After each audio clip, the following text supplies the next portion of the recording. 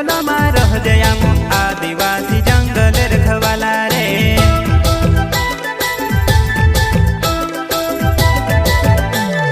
चल जंगल जमीन काजे पूजे रे आदिवासी दुनिया ने रखवाला रे।